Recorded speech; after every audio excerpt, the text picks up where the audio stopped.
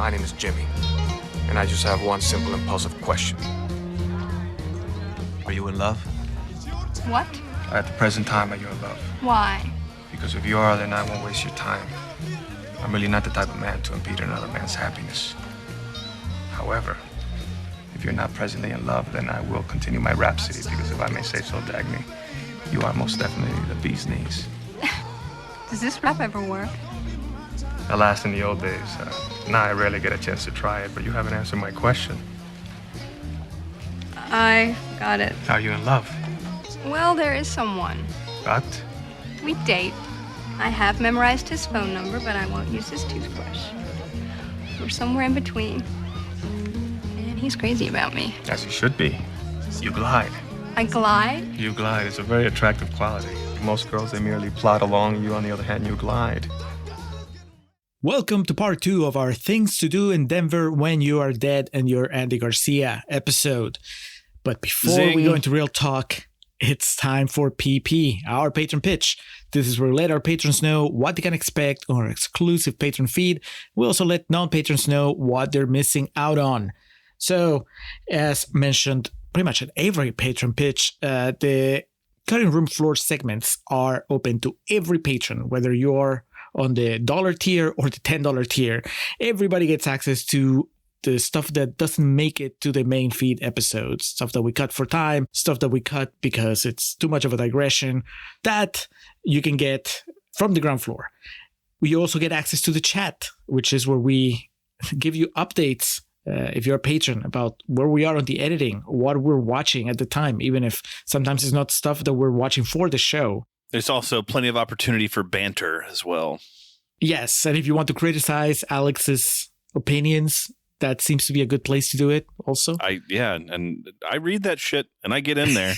So keep your dukes up. He doesn't take it personally, though. He goes in and takes the criticism in stride and promises to do better. Yes. And then also, as a patron of any denomination, you have access to the bonus episodes. So this month for April, it's the much anticipated team up with the Filmbusters. Adam, Ben, Paul. They came over to Contrarian's headquarters via the internet, and we talked about Dancer in the Dark, the Lars von Trier movie starring Bjork.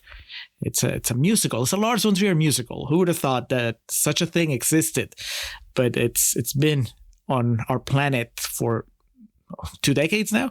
So it's a very interesting movie. I think it's a very interesting discussion. There's 5 of us, each of us with a very different point of view. Should be a lot of fun. So you get access to all of that just from the ground floor. Now, if you want more, you get more by moving up a tier. So if you go to the Widonies, the $3 tier, you get access to our pre-recording notes. You get access to our QVRs. This month, it's a dual quick video review. Alex and I are tackling Glenn Ross, demanded by the same man that demanded Things to Do in Denver When You're Dead. Patron Ben Murray, Glenn Ross is one of his favorite movies. Sometimes, some days, it's his favorite movie. Directed by James Foley, written by David Mamet, cast of all stars. It gets the dual QVR treatment, so check that out. And then, of course, you also get access to Contrarians After Hours.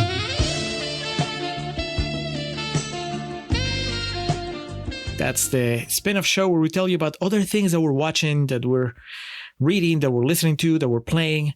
And this time, Alex proposed we do a double feature to cover together. Mm-hmm. Alex, what are we doing for Contrarians After Hours? We're going to the Roadhouse for a double feature.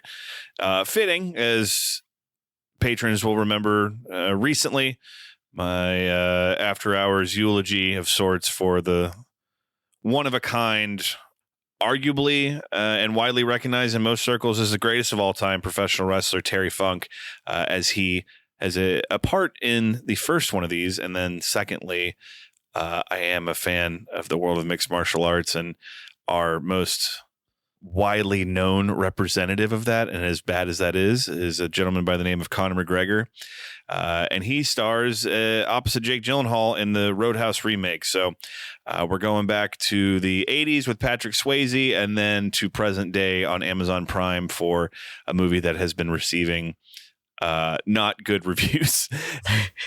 The lead into the release, of course, was riddled with interesting tales of Jake Gyllenhaal trying to get a theatrical release, and some of the press scrum footage from following the release has some pretty concerning footage of Conor McGregor. So there's a lot of things outside of these movies that I could go on about, but I think it's topical. And also, Julio and myself, I don't know of a time where it's ever going to come where we actually cover Roadhouse on the podcast proper. So it felt like the right time to double it up, get some Swayze in our life and some Jake G.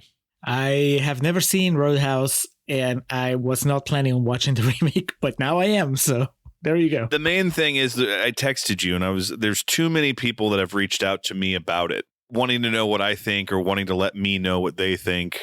And you're like, might as well make it content. I guess, because it's the Connor thing. It's like, dude, I got off that train years ago, but we'll see. Optimistic wouldn't be the word I would choose, but at least we'll get some Swayze and Sam Elliott and Terry Funk in our life, and then we'll see whatever the fuck came out on Amazon Prime last week. I am down. So that will be the after hours. And then if you want to be part of those patrons that tell us what to do, like Ben did with this episode, then you kick it up to the $5 tier, the Embries, or the $10 tier, the GATS. And then that will give you the chance to tell us what to do in the main feed, what to do in the patron feed, what to do with the videos. You can just go to patreon.com/Contrarian Prime, look at what we're offering, and see how you would like to join the Contrarian supplements. $1, $3, $5, and $10. Julio outlined our respective tiers there. We have our current patron goals. Once we cross certain thresholds, we'll be providing patron-exclusive mini-series, but there's already some there for consumption, be it our Roxina, our Lindsay Lohan, our Summer Break trilogy. There's a whole lot of goodness to be beheld over on our patron page. So check it out. And if you have any questions about it, you can reach us on Patreon or preemptively through our email account. We are the contrarians at gmail.com. To our current patrons, we love y'all. Continue to, let us know what you think about episodes or just what you're watching in general in the chat. I've really enjoyed that part of it, is staying in touch with the community, as they say. And as I like to always end this spiel with, we are accepting applications for new patrons. They will be quickly reviewed and approved. Now, Alex, before we jump in Andy Garcia's convertible and head back to Denver, quick reminder, Livestream for the Cure. We're going to be raising money for cancer research alongside Nick Haskins and the rest of the gang. The event runs from May 29th to June 1st. The Contrarians, that's Alex and I, will be there on the last day, June 1st, 5 p.m. Eastern Standard Time, 4 p.m. Central. If you live somewhere else in the world, just do a quick Google or send us a message, ask us. We'll help you figure out when exactly is it that we're going to be doing our live stream segment. But I mean, we'll be there the entire event. We're always there in the chat participating, but our segment, which is tentatively titled The Contrarians versus Walt Disney, will be June 1st, 5 p.m. Eastern, 4 p.m. Central. And yes, that will be Alex and I taking suggestions from the audience and doing mini Contrarian treatments for any Disney animated movie. It should be a lot of fun. We'll have 4 tiers like the last couple of years that we've done this. There'll be rewards for the main feed if we hit certain donation goals. We'll explain this as we get closer, but for now, just know, Livestream for the Cure, May 29th to June 1st. Contrarians versus Walt Disney, specifically June 1st, 5 p.m. Eastern. That will be fun, we promise. Now, Alex, take us to Real Talk. Jimmy, you got the nice suit, you got the $70 haircut, but you are taking a dump in your video business. I got a call in the note. You know who didn't have fun was the general public with this movie. Why? Well, the quickest answer I could give you is that Casino came out a week before it. Oh, no. Casino came out a week before, as did Toy Story. And then the weeks after this, Jumanji came out. It didn't really have any competition on its day of release. White Man's Burden, the John Travolta film, and then Wild Bill, that I believe that was Jeff Bridges. And it just couldn't stand up to Casino, obviously. So we have gangsters at home. Exactly. And it was just the end of 95. There was a lot going on. 2 weeks after it came out, Heat was released. And, Toy Story was just fucking juggernaut. And obviously these are different types of movies, but that still was just overtaking. And it was just a terrible time to drop this. And on top of all that, I can only imagine the newspaper reviews everywhere were just saying this was, a cheap ripoff of a Tarantino film, which the opening credits of this, exactly, you're living in the world where Pulp Fiction just dropped like an atomic bomb, and it was still just kind of settling over everything that was happening. That those shots of him driving to the kind of somber music, and this is a very strange melding of a 90s action film in a post Pulp Fiction world. And I assume some of the quotes you have for us here also make reference to that. I know one specifically. But as far as why it failed, I think it would be the critical reception. And then, as I just listed, all of the movies that surrounded it were just way, way too much to try to compete with. The good news is it wasn't the biggest box office failure of December 1995, as Cutthroat Island came out on December 22nd. Gina Davis just looked at Andy Garcia and gave him the nod. I got this. The end of Dark Knight Rises at the cafe. She just sees him and nods to him. All right. Well, let's get these fresh quotes out of the way so we can get to Ben's message, because that's a real important one. But let's start with Rob Gonzalez from Rob's Movie Vault, who says, funny and engaging what's it that didn't really deserve all the comparisons to Quentin Tarantino. Or you could just not bring up Tarantino at all. Yeah, for real. Mike Clark from USA Today says, yet another debut about urban lowlifes filmed by wannabe Tarantinos. Denver boasts a distinctive personality and a colorful cast that any police lineup would be proud to call its own. So it started talking down to it, and then it ended up positive. This is a great cast, Alex. Can we agree on that? Oh, yeah. And some of these people really shine. Yeah, I was not kidding about Christopher Lloyd in Contreras Corner. I think that scene is amazing. He puts on a great performance. Yep. And it does make you think, like, man, I haven't gone digging down Christopher Lloyd's filmography, but I think that I am with the average person when I just don't see him as anything other than Doc Brown. And that's plenty, but still, then to see him do something like this is great. We'll get into it. And then final quote is rotten, as referenced in Contreras Corner. Roger Ebert from the Chicago Sun-Times.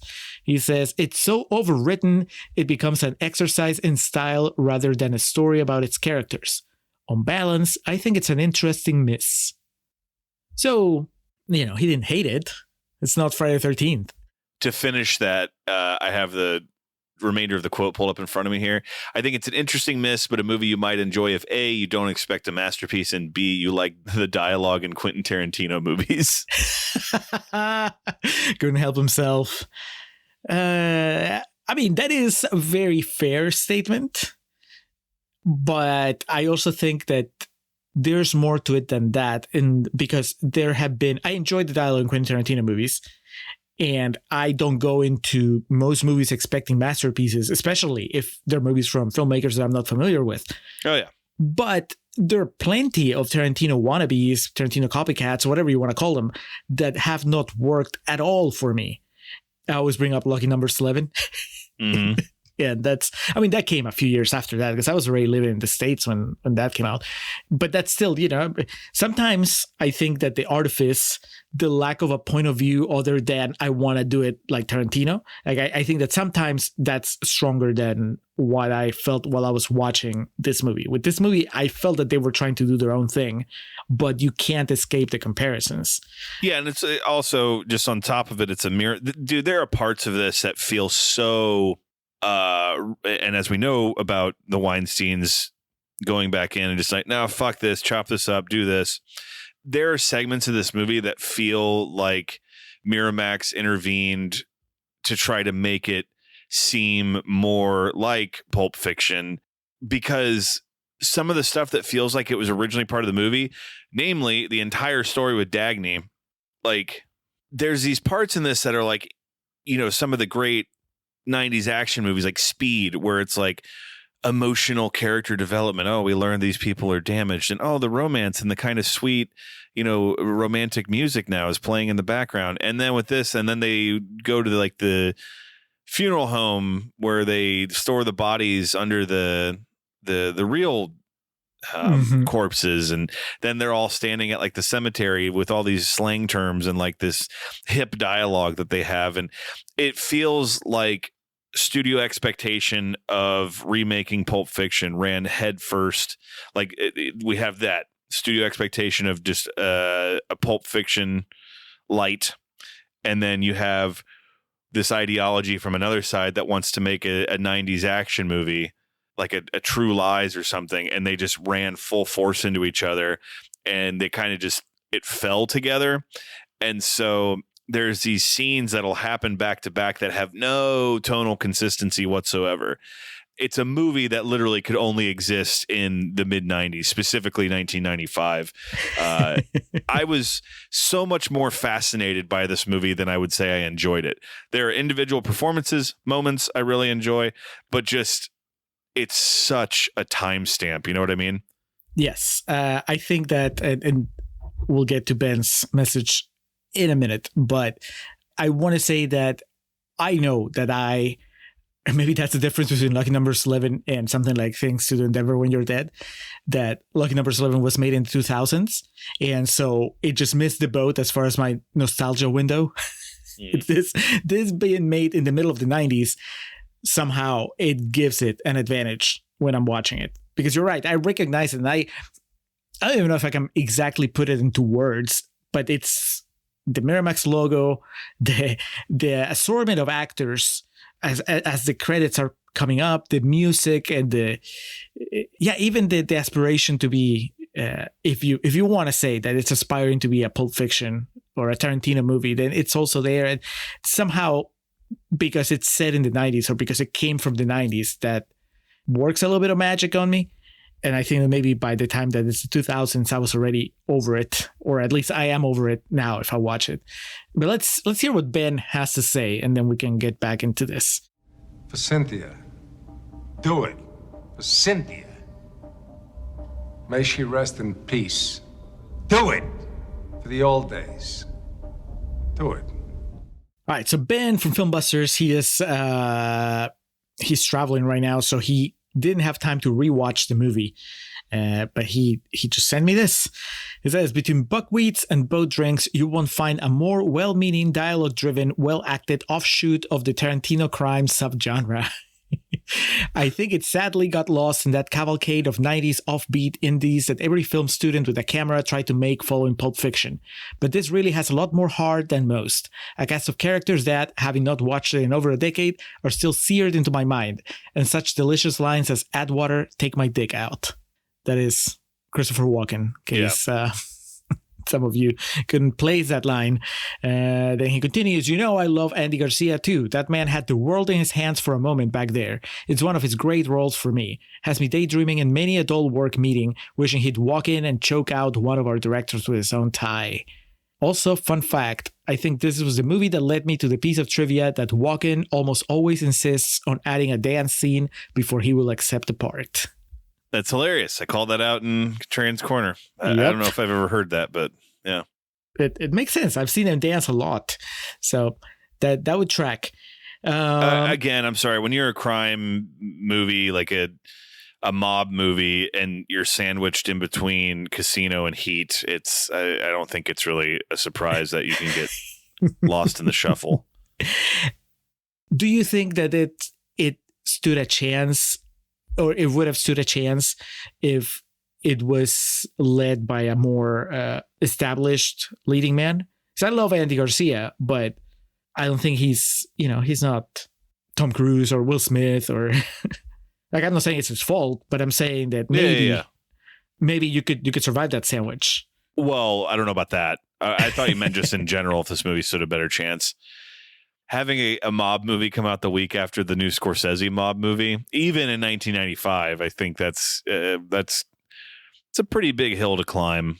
And I think just generally speaking, who fucking knows? But it's interesting to me that this came out in December of 95 when they easily could have just tried to push it back to January or February and maybe had a better go at the box office. You know what I mean? Yeah, but back in the mid 90s, nobody was, if they release your movie in January or February, that was the kiss of death. So the optics, I think, would have been bad. Like, nobody's going to go see it. But if you're releasing in December. I was going to say, I assumed it was because From Dusk Till Dawn came out in January of 96 and they didn't want to be directly opposed from Tarantino's, script. I mean, I guess I think it was a no-win scenario, right? Like Gary Fleder was not the director. I mean, he wasn't established as he would be later. And Andy Garcia, he was known, but he was not. Here's what I was thinking, right? Just because Travolta got an Oscar nomination of Pulp Fiction. So if we was Travolta playing Jimmy here, you would get that star power and that prestige. He was in White Man's Burden that came out on that same day. How did White Man's Burden do? I don't know. I've never seen that. Yeah, but Travolta leading a gangster movie, that seems more interesting than whatever is going on in White Man's Burden. Yeah. Or because I'm thinking mid 90s Face Off, or I guess late 90s, but still Nicolas Cage as Jimmy. Then maybe you get people, because he was The Rock is later, right? What was he doing in 96? Was he about to win an Oscar, or he had just won an Oscar? He would have just won it. Okay. The Rock was 96. Oh, there you go. Leaving Las Vegas was 95. So it was the same year that came out, just a few months prior. I don't know, man.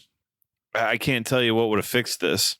It is interesting because, like, in hindsight, is Christopher Lloyd the biggest name in this? As far as Walken. Yeah. It's Walken, Lloyd, and probably Steve Buscemi. I guess the overall point, though, is not so much like, how you could you have fixed it, but just that I wonder if it would have more notoriety today if it was not an Andy Garcia vehicle, but rather a vehicle from a more recognizable actor, a more well-known actor. But then again, I mean, I don't know, like, how many people remember White Man's Burden? So. Big thing today is folks are way more into the idea of ensemble casts. Obviously, all movies have always had multiple people in them, you know what I mean? But like the idea of like the Soderbergh approach to it wasn't really hot yet, which that's kind of what this is. Pulp Fiction, again, to go back to it, that obviously had a big quartet in it. But like Reservoir Dogs is the other Tarantino one that I'm kind of surprised there wasn't much comparison to, because honestly, the big scenes of dialogue in this feel more like hoisted from Reservoir Dogs than they do Pulp Fiction. But at the time that movie came out, who would have been the biggest name of that? Harvey Keitel? Yeah. Yeah. And these names now are titans of the industry. But I think if they had more publicly advertised who was in it, there's a shot there too of turning your fortunes around. The poster is literally just Andy Garcia hate fucking you with his eyes. So let's really dig into the Andy Garcia aspect of it, because I like him a lot in this movie, and I like him sometimes in this. When don't you like him? The last act is too much, man. It's too much for me to act like we haven't gone off the rails. Well, he has gone off the rails. So. And while I think his acting is good both in the mob shit and his dealings with women, I can't. It's so jarring when it goes to those scenes. It's so detached from the main story of it. And then when he gets Fairuza pregnant at the end, it's like, what? Okay, yeah, that's a bullet point that has its own separate life. But as far as the performance, I did not feel that, I guess, disconnect between his love subplot and his increasingly dangerous life with the mafia, return to the mafia. Because It's like I said in Controller's Corner. I feel like the movie from the very beginning establishes that he's living this double life, obviously against his will, right? He was trying to be done with that side of, with the crime side of his life, and he's been dragged back in. And so I buy it. I think it helps that he's just really good, I think, at doing both, at being very charismatic. And I found it captivating that his scenes with Dagny, I don't remember the name of the actress, but that courtship, which could have been really boring, I was like, man, they're playing really well off each other. And I think it kind of, he goes a little too far at the end when he's saying goodbye to her towards the end, and he starts laying it on really thick, like almost like he's quoting poetry to her. And I was like, it's too much, man. Just get out of there. The other night, you're telling me we're on the brink of an exception. You know how many people out there want a shot at bringing you paradise? They want to spend the rest of their days with you. You're doing the And I want talking to thing do that, again. see? But I can't do it. I want to do that Why? so badly. I can't do it. But for the most part, I liked it. And my problem, and I don't know if it's the performance or if it's just the direction, the way that they framed the movie, but I felt that he seemed a little too happy, like a little too content to just go along with whatever Christopher Walken was saying, during that first half of the movie. Because obviously, when things go bad and his friends are in danger and all this, and yeah, he seems miserable. But at first, I understand that he has to play nice with Walken and his goons, and he's just smiling and kind of nodding at all the disparaging comments that Walken keeps throwing his way. But I would have liked to see just a glimpse of him and how much he hated it, right? But instead, he seems to find Christopher Walken kind of amusing, like that uncle that embarrasses you because he's just so close-minded and so conservative, maybe, but not somebody that you are like, I can't believe I have to sit next to this person or like be in the same room as this person. Instead, he didn't seem inconvenienced enough for me, like by the fact that Walken was putting this on him and having him go out of his way to scare Josh Charles and all this stuff. Like, I understand why he had to do it, right? There was no way to say no, but the fact that we never see him stop smiling, we never see under the facade that he's selling these gangsters, oh yeah, I'm still one of you. Like, I think that would have made it more interesting if I had felt from the beginning that he really hated this life. But instead, it just feels like, oh, well, I guess I'm going back to it for a little bit longer. And that part is a bummer. But like I said, I don't know that that's the performance, because I believe that Andy Garcia is fully capable of giving us that extra layer if he wanted to, or if he'd been asked to do it. But instead, I think that the focus was like, no, we're going to play this guy as super smooth. Everything slides off of him until something happens that just won't, right? Then things get really bad. So I really like the performance. I think that what I'm saying is that I don't like the direction. You were kind of talking about it, and I do want to call out too. This movie does do a good job of, the stakes are very low at the beginning, and it's like when he assembles his Avengers, to go out here and do this case, things get out of control so fast, and people, like 2 people die, that it does a good job of like, you're watching it, you're like, okay, these, this isn't $1 million bet here. What are we doing? And then it's like, oh, fuck. And then I appreciate it seems really mundane and then takes a dramatic turn, really quick. Yeah, I was trying to like put my finger on what doesn't work about this for me. And I keep going to the tonal inconsistency. As far as Andy Garcia goes, to finish the train of thought on him, I think, yeah, he's definitely giving it his all here. We've watched a few things. Smoking Aces immediately comes to mind as far as like, is the ink dry on my check? And that's fine. When you're an actor like that, you kind of earn the ability to have roles like that. I think he's solid in this. It's too all over the place. And I think the other performances in this kind of overshadow him.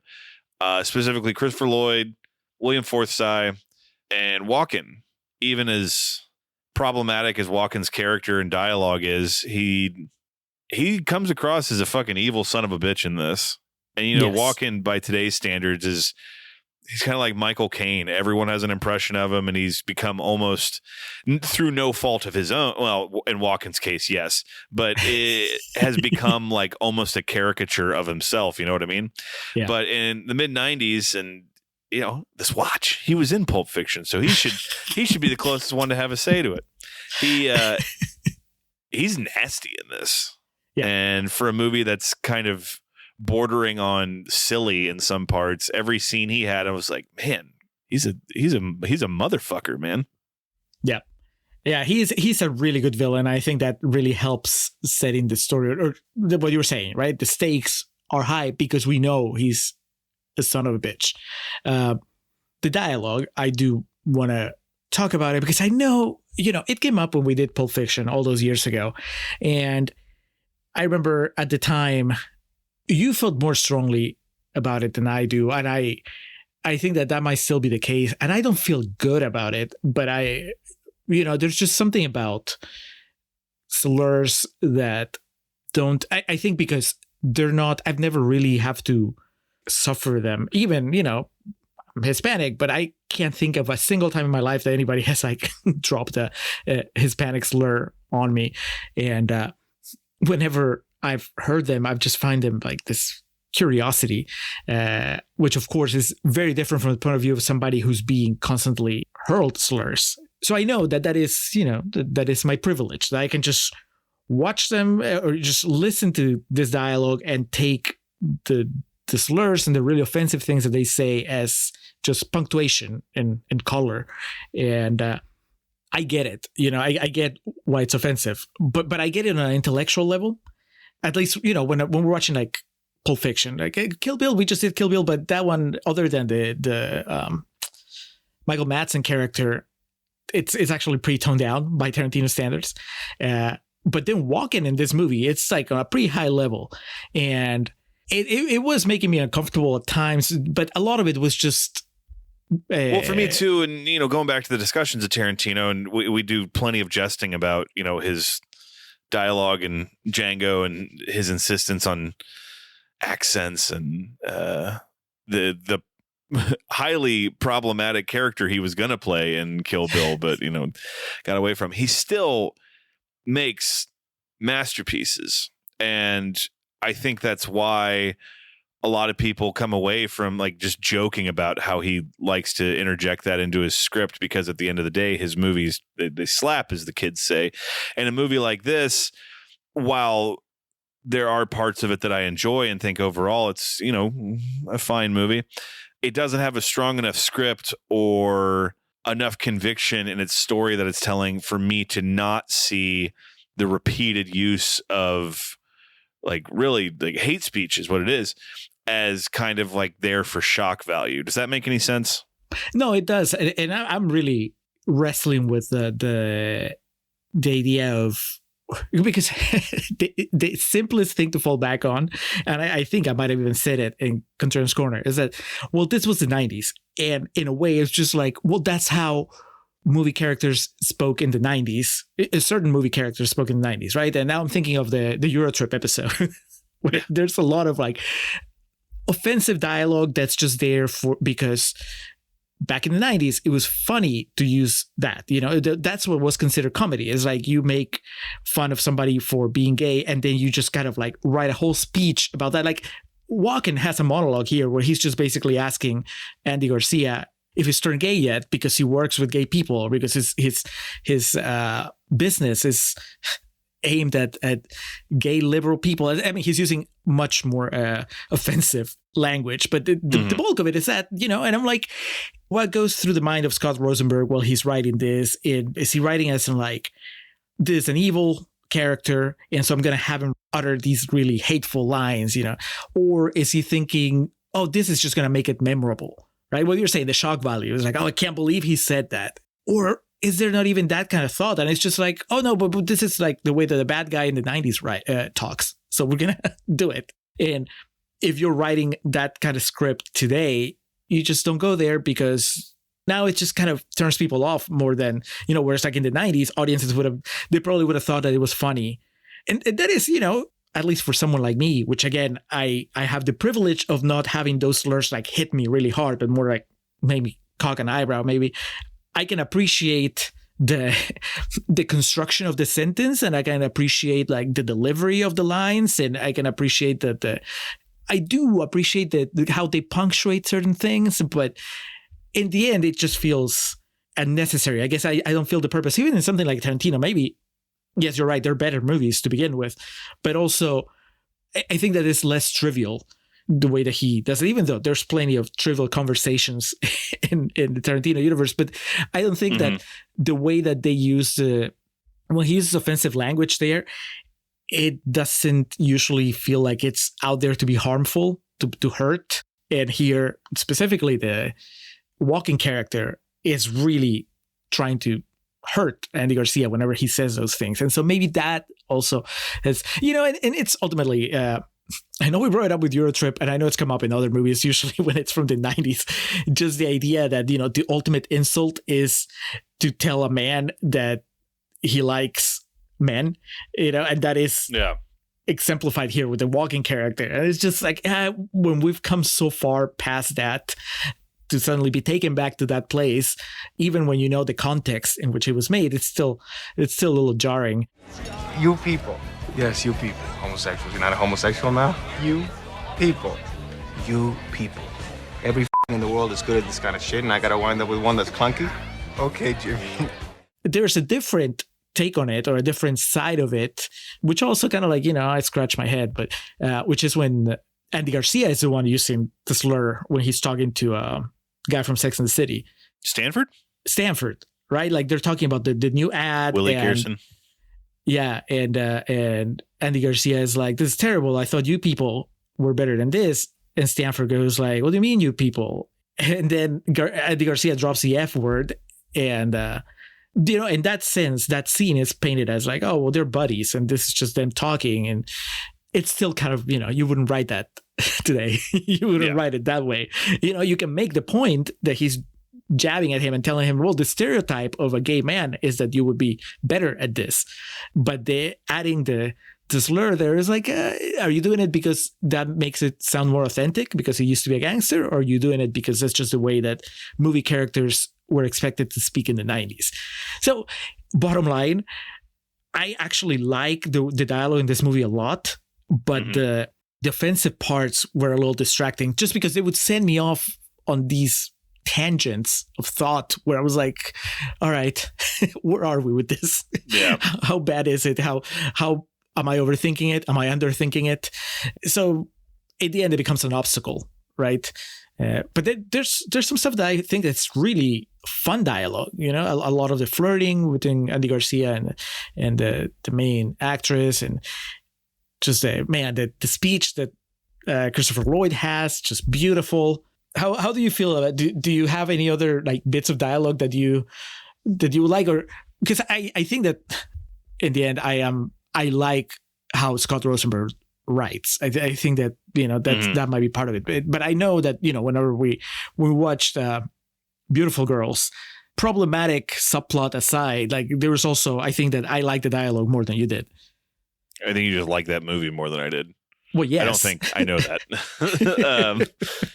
Yeah, the dialogue's largely good. Like the movie's largely good. It's just I find it a tad overambitious, and when the dialogue does go astray, or the subplots of the movie go astray, it's just overall not a strong enough movie to pull off those either, kind of questionable moments, or the hard lefts, as I like to say, the hard left or the hard right that the story takes. And it just seems to be a movie with a bit of an identity crisis, and the movie's saving grace is that the acting in it is so good, and all the exchanges with like Andy Garcia when he's putting together his team, all the William Forsythe, all the exchanges he has with him, and like the idea that his wife knows who he is and she hates him, won't even look at him. Yeah. And Christopher Lloyd, bummed of where his life turned out, but proud of, living a life that, he at least experienced shit. Like, he did bad things and he knows that, but he commanded respect at one point in his life. And then Bill Nunn doesn't have too much to do. And I did not care for the Treat Williams character. I cared, like, I appreciated how hard he committed to it, because he's going in 110%. I did like Steve Buscemi being the laconic hitman, just, bit of a badass, and there's things to enjoy here. Renegade Don Cheadle showing up, and of course Debo. I meant that sincerely. I went Debo when he showed up, and Zeus. Every time you find Debo in a new movie, it's like a treasure hunt. So satisfying. Yeah, and Bob Pinciotti is one of the hired goons. Was good shit. Treat Williams, no. That's weird, because I am the opposite. I had trouble buying Buscemi as the badass contract killer.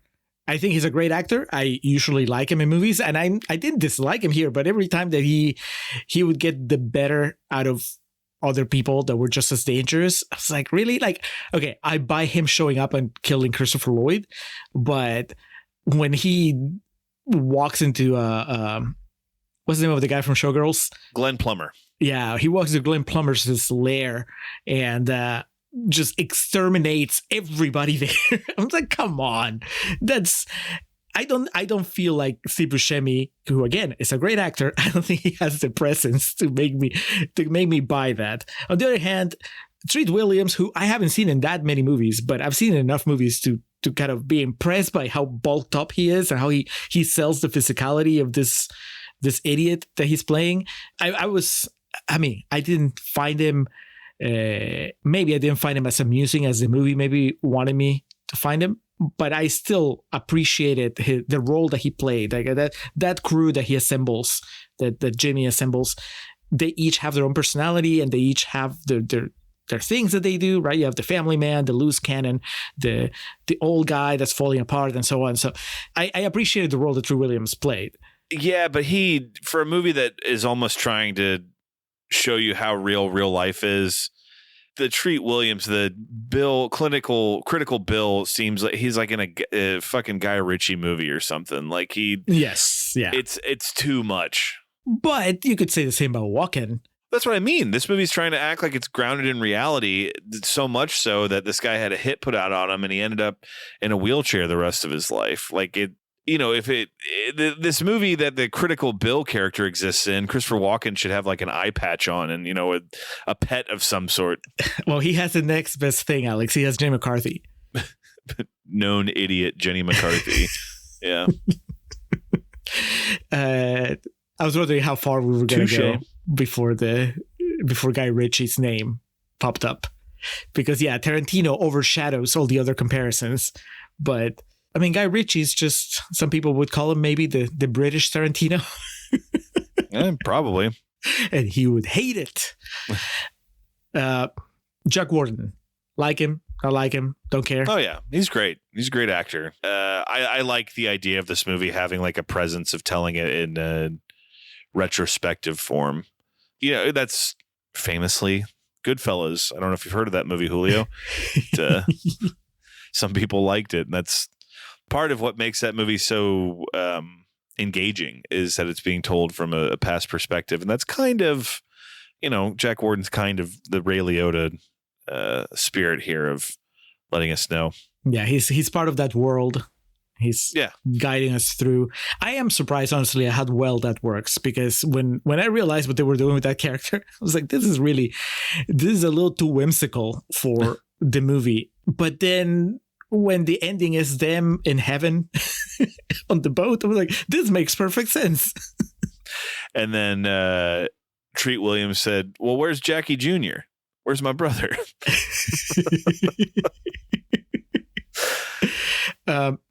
Before we get to the Fairuza Balk pregnancy, because that is like I said, that's a separate thing. But I think that if I watch this movie again, which I probably will, because like I said, I own it now, or I own the right to stream it until it leaves Amazon Prime. Yes. Yes.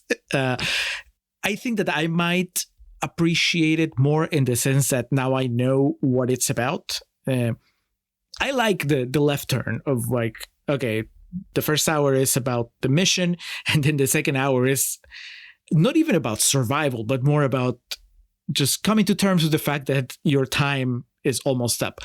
And as I was watching it, I kept thinking, okay, but why are we watching this? What's the deal? What is the story about? Right? It's because it doesn't seem like Andy Garcia is too broken up about anything. And yes, by the end of the movie he is, right? But then I think that Jock Warden kind of gives you that extra context of even gangsters can romanticize their lives, right? And that's what they all do. They all have these regrets, and they have to face them head on the moment that they realize that they're about to die. They're probably going to die. But this doesn't happen until halfway through the movie, which I think is why I was like a little confused on it, and I could say that in a way, at least thematically, the movie doesn't start until they fuck up that mission and suddenly they're running out of time because Walken is going to have them all killed. Mm-hmm. And on rewatch, now that I know that that's what's happening, then I can appreciate that first hour as like purely set up. It's not that it's just set up before they go into the mission, but the mission itself is just set up for the fact that the movie is really about men whose days are numbered. And that sounds really good. Like, I think that I'm going to enjoy it more that way, because I had a feeling that, they were all saying goodbye, but now you know that they're really saying goodbye. Bill Nunn has that final conversation with Andy Garcia before he gets in the car, where he tells him about how life just flashes by. Remember when you was a kid, you spend the whole fucking year waiting for summer vacation, and then finally come and just fly by just like that? Mm. It's funny, Jimmy. Life has a way of passing by faster than any old summer vacation. And then, Christopher Lloyd with his speech, even Treat Williams with his own like stupid way, he has like this defiance against the idea that he could die, that this is how he goes, and so on. So I like that aspect of it. I think that the movie doesn't dig deep enough into that side of it. That's the movie that I would have liked to see. But man, I'll take half a movie about that instead of none at all. So that's good. Now the baby, Alex. Talk to me about Andy Garcia's super powerful seed. Yeah, I don't know where this came from or whose idea this was. This is this seems like an idea that was thrown in late into production, don't you think? I guess it's so, like, logistically, it just seems like it doesn't work. Who knows? Maybe it was in the script all along, and just even when the script was written, it just never really thought to address it until it was time. But it just seems real out of nowhere and from a different movie. Yeah, first I was going to make a joke I didn't get to, but I had it on my notes. I was going to compare Andy Garcia's powerful seed with that of Anthony Mackie's in IO, where they just one shot, that's all they needed. The difference, and what makes this worse, is that it's almost like he knows that she's going to get pregnant from them having sex that one time.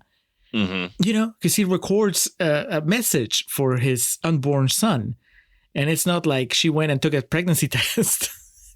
He knows. So was he just recording a message just in case? It seems kind of silly. Like the idea that, why does he decide to have a kid with this girl? Is it just because he needs to pass on his knowledge, his wisdom? In that whole discussion about it, he mentions that, like, I've never thought about having a kid. And it almost seems like he's just doing it like as a charity thing for her. Right. It doesn't make any sense. But then the charity angle falls apart a little when you see that he left this kid a tape or recording the 8 minutes of talks about how bad the world is. Yeah. It's so weird because it would have made more sense for me if he had left that message for her. Forget about the pregnancy. Just give her the money, tell her to get out of here. Yeah. And find yourself a good man. Yeah. Just get out of this hellhole. Leave Denver. It makes more sense now, knowing that that's what they were going for, to have that side quest in the middle of the movie where he goes to defend her honor and all that. Because I felt at the time, I mean, I still do, that part also comes out of nowhere, where he's just been told by Christopher Walken, you have 48 hours to leave and I'm going to start killing your friends. And yet he finds the time to kind of cruise around and check on her and then go hunt down the guy that beat her up and all that. I mean, I'm not saying that he shouldn't have, but it just felt like he had stopped the main story so he could go on this digression and then come back to it. But now I'm like, oh, they were setting up the fact that then the movie's going to end with them making a baby against all odds. It's so fucking weird. I really would like to hear Scott Rosenberg and Gary Fletter explain this one to me, or just justify their decisions. You explain yourself to me right now, sirs. It's like, I've been defending your movie, but this is indefensible. Overall, though, I mean, I'm pointing out a lot of things that don't work for me. I found this to be just a very fascinating movie. Even with the 2-hour runtime, I didn't feel it dragging at any point. There's definitely some interesting things that we'll talk about in the warm-up video for this as far as trivia goes. But this is fine. And it's a really interesting movie to find kind of left in the wake of everything that was happening around it. And I enjoyed it. I'm glad Ben found it and threw it our way. It's not one that I would necessarily say, oh, you got to go out of your way to see it. But it's one of those, like our film friends. If it was like, hey, you ever seen this? Like, the cast is fucking insane. And it has its issues, some of which are kind of glaring. But overall, it's a pretty interesting movie that was made at a time when there was repeated attempts to capture the magic of Point Break, like a great action movie, Terminator 2 or some shit, like the great action movies of the early 90s. But then also after the fucking revelation that was the Tarantino dialogue and what we got from that. Because, the 90s we still had things like to come, like I mentioned Con Air and Men in Black and these movies that are just by the books 90s action films. Mm-hmm. It wasn't until we got to like the early 2000s and through the 2000s that we saw as many of these. I thought of London at one point with this. London's obviously not much of an action movie, but one of those where the person writing it so clearly wants to have just that fucking razor sharp dialogue. And when that works, just like this movie, there's parts of it where it works. It's like, huh. And then there's other parts where it doesn't. And it's like, ooh. And this is such a snapshot of a period in time of Hollywood that in and of itself, to me, like I give it the thumbs up of just thinking like, for I almost feel like the phrase historical context is important when it comes to a movie like this. Submitting it for preservation. Exactly. Get the National Film Registry on it, and I'll put it in the Criterion Collection, and I'll write the essay as to why it deserves inclusion. In closing here, before we get to our reviews, just in some of my research, I found a fun, the City of Denver website, denver.org. There was a blog entry on it from March 1st of 2022 that just recounted the movies and TV shows that were filmed in Denver. And one of them mentioned is things to do in Denver when you're dead. And it starts with this because we're just not going to escape it. So it's proper to close with it. In the Tarantino tinged things to do in Denver when you're dead, a motley crew roams its titular city with Andy Garcia, Treat Williams, Christopher Lloyd, Christopher Walken, and Steve Buscemi in the cast. Notable locations include Denver Union Station and Bluebird Theater. And tinged, of course, meaning having a very slight amount of color or feelings. So even Denver.org was saying, yeah, we get what you were going for here. I'll tell you what, though, as you were talking about the dialogue and all that stuff and all the other movies, something that this movie doesn't do that a lot of Tarantino clones try to do is insert pop culture conversations in their story. Yeah, and I was glad that this one didn't do it. I mean, yeah, it does have the where it goes Tarantino is in the monologues, right? Like it'll set up things so that characters can have these big monologues. The story stops so they can just go on. And then they have some of the casual exchanges. Like criminals usually don't talk this much, or at least they didn't used to before the 90s.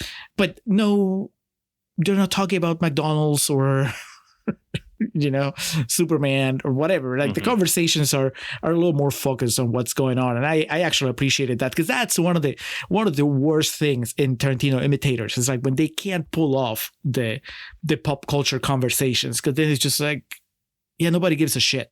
You have to write it really well in order for me to care about what they call the quarter pounder with cheese in Amsterdam. And if you don't have that, then just don't do it. Just focus on this story. One last thing before we give our scores, because I haven't, I didn't have the name. Gabrielle Anwar, that's the name. You called her out on Concerns Corner. But yeah, that's the main actress here who plays Dagny. And I think she's really good.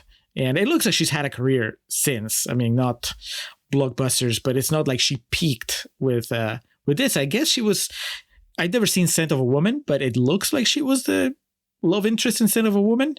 Oh, right on. Yeah. At least I see her dancing with Pacino in some of these pictures. So looks like there's something going on there. But anyway, Alex, what is your final score for Things to Do in Denver When You're Dead? I think we're going to go with a C+. When I log this on Letterboxd, that's looking probably 3 stars. Depending on how I feel waking up in the morning after this conversation, between 2.5 and 3 stars. What about yourself? I am a little more charitable.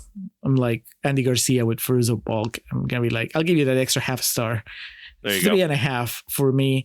I really like the Andy Garcia performance. I think he's very, very smooth. It's funny because you see effortless. Yeah.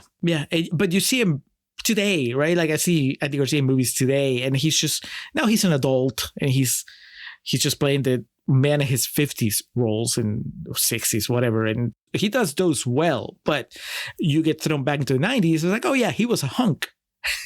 He was the kind of guy that would just walk up to a girl in a bar and spit some lines, and you can buy that she would be interested. Oh yeah. So that was really cool to see. Because, when we did Desperate Measures, that was what it was called, right? Desperate Measures. He was a lot more tense in that movie. So he didn't have time to be charming. But in this one, he does. And every time he flashes a smile, whether it is to Dagny or it is to the mobsters and whatever, you can be like, yeah, this guy, there's a reason why Jack Warden is still talking about him at that diner. He was a special figure. So I think that he sells that very well. And everybody else, like we said, we've been praising it. The rest of the cast. So 3.5 for me, a C+, C-, C+ for Alex. That's not too bad. I don't know what Ben's score is. I saw on Letterboxd, he gave it 4 stars. Okay. Yeah. 4 stars from Ben on Letterboxd, apparently. So that's good. If you watch Things to Do in Denver When You're Dead, let us know what you thought. But it's time for us to move on, Alex. It's just the way we shake hands. We thrust palms up front like that. You know why? Because when we were locked down, in the visitor's room, they had this clear plastic divider that separated you from your visitor. And you used to touch them hello and goodbye like that. What is up next, Julio?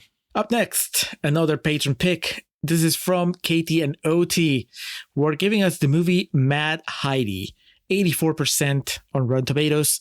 I don't know anything about it. Other than it has been much celebrated by them on their own show. And also Katie told me that it was weird, but weird in a good way. Let's hope we agree. Not, of course, to be confused with Mad Heine. No, is that the porno version? Is that the one that they show at Christopher Lloyd's I couldn't settle an actor and actress on that has like a great ass, because Jennifer Lopez would have been too easy to go to. So Hugh Jackman, Mad Heine, the story of Hugh Jackman. Why not? Yeah. That will be the after hours. But the main feed is Mad Heidi. So check that out before our next episode. I don't even know where it's streaming, but I'm sure it's easy to find. But that's it. Alex, let's get out of here. Boat drinks? Boat drinks.